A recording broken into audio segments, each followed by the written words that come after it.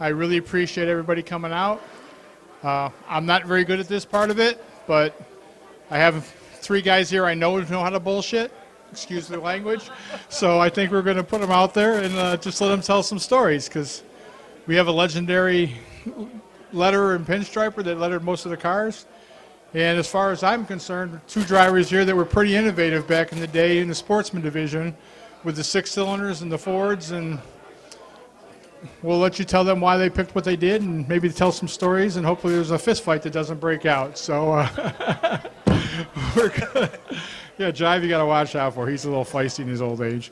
So you guys got any special stories you'd like to tell about today's in Santa Fe, or how you got started into racing? I know both of you had families in it. Go ahead.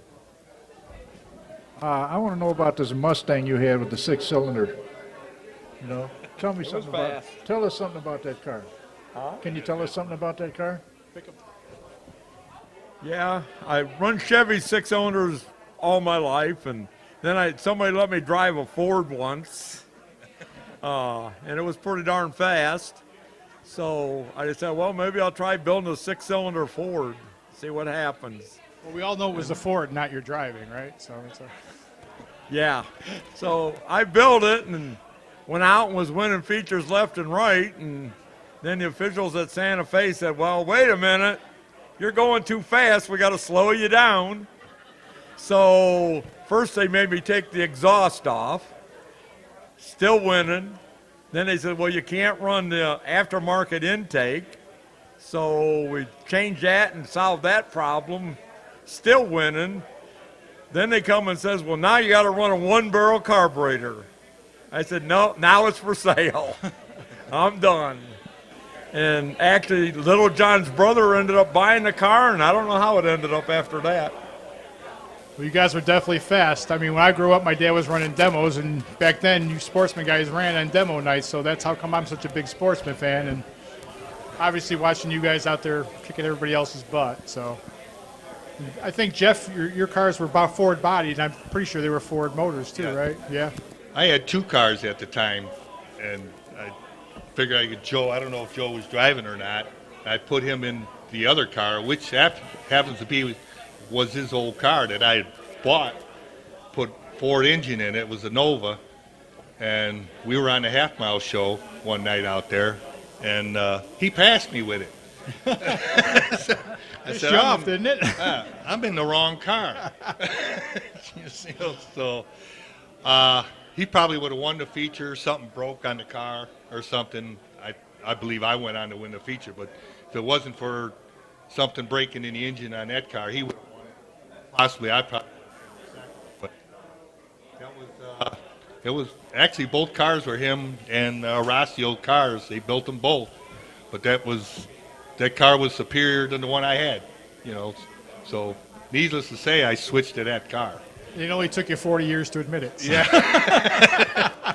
he just showed me the car, so he remembers it thoroughly. What happened, but I remember that it was a half-mile show. And he passed me, and I said, something's wrong here. So. What was so neat about it was being the guy that lettered a lot of these cars. I got to watch these guys build cars and take the most unusual combinations and make winners out of them. And it was really an honor to do that. And tell us about the time, Jeff, that you went to Kankakee with that Nova, and I think you won a feature, and they raised the hood and had a Ford engine. Yes, that happened several times down there. Well, they didn't like us Santa Fe guys coming down there anyway. Yeah. Then, we were beating them on the regular. And I think Joe was there tonight. And the fence. Yeah, the guy. Took the fence down. Yeah, I passed the guy for the lead, and he didn't like it, and he stuck me in the fence. And actually drove the car off the track. Yeah, I drove it off the track. Yeah. And but I kept going back, and they soon become to like me coming down there. Yeah. I was beating them on the regular down there with the Ford engine. Same deal, We all remember Freddie Royal, okay? Can you give us any history on Freddie and how he started out, and who got the car after he had it? And Jay Bowman, I think, wound up with that car. I believe so. I think Joe would probably know more about Freddie's history with that car than I would. Yeah. You know. Yeah. But I think Bowman did end up with Freddie's car, didn't he? Or at least one of them, or no? Yeah, he ended up with his last car that he had. And then I think Curly Kanansky ended up with it after that. Curly. Yeah. Yeah. Curly wound up with it, yeah. Curly was a special case. He was yeah. a pretty good guy. There was a lot of special cases out Yeah. there. But you know, just to bring it back to you guys' story, I mean, I know I'm sounding like the old man here, but back in the day, if your racer buddy needed help, you helped him. It wasn't all cutthroat, and like you said, you jump in his car. If you were running for a championship and needed points, you stop on each other's car, and it would be great, you know. And I know it's not that way so much anymore with all the big money and stuff that's in these cars, but that's why I think all these things are family and were built on family because of things like that. So, and I'm sure there's 10 other stories you guys can tell about hopping in other people's cars when you needed to and sharing parts, and you guys broke, you all helped, we got together. So That's a sad thing about it. They're pricing everybody out of racing. You know, to buy a late model engine or even a modified engine nowadays, I can't imagine what kind of money you'd have to come up with, and it's really stupid.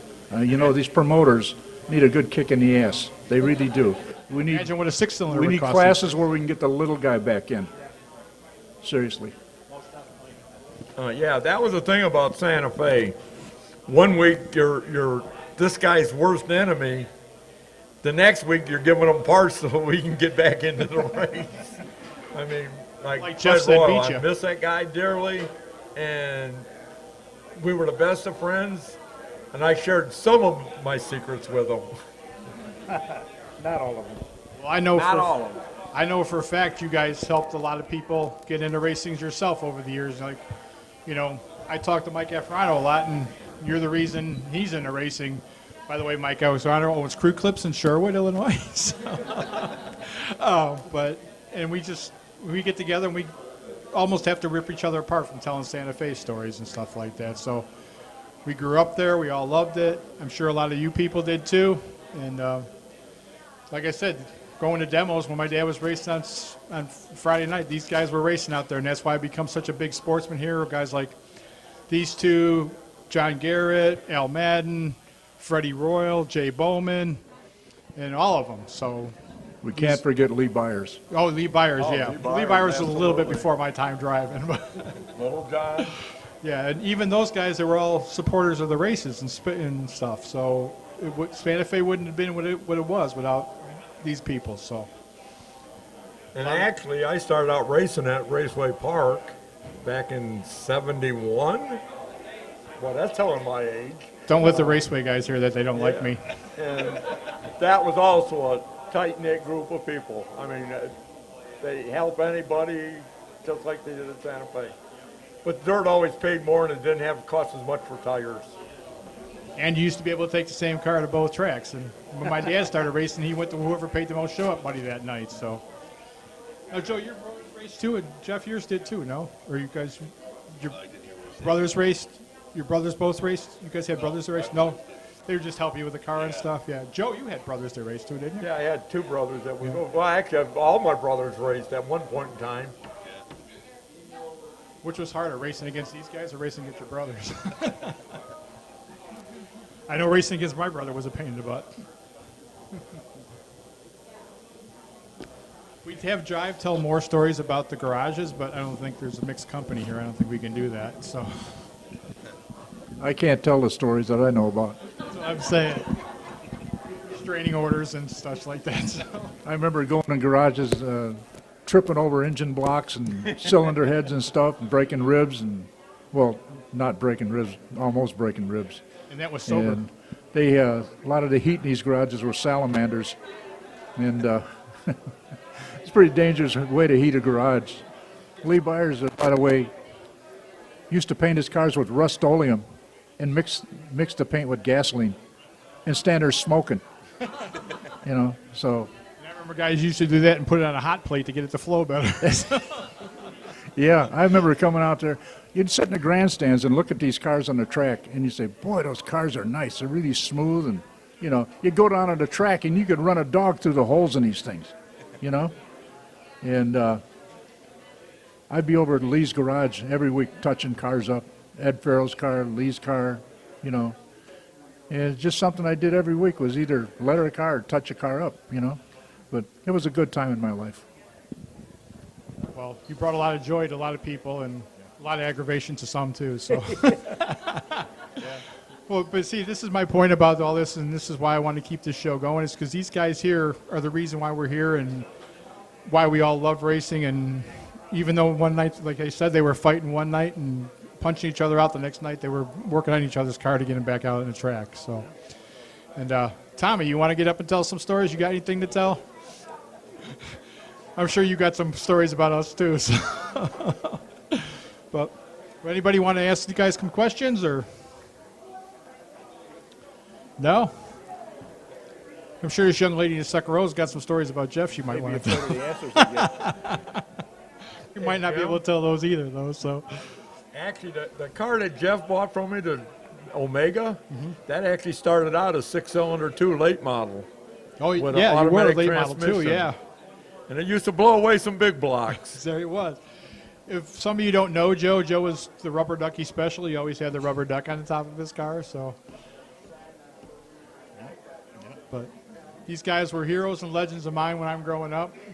I don't know about that. Not that I'm any younger than these guys, but We had fun. well, a little bit. But so I just want to thank you guys very much for coming up and telling these stories, and we appreciate you coming. And hopefully we can come back next year in March and have more people here and more stories to tell. And I think both, well, I don't know if Jeff's on Facebook, but both these guys are on Facebook. Make sure you look them up and friend them, and there's all kinds of old pictures. And Oh, yeah. if not, friend me, and I'll make sure I get back to them and hassle them for pictures and stuff. So, okay. Thanks very much. Jeff Elder, Joe Rossio, and Bill Jive Jarvis. Thank you guys very much.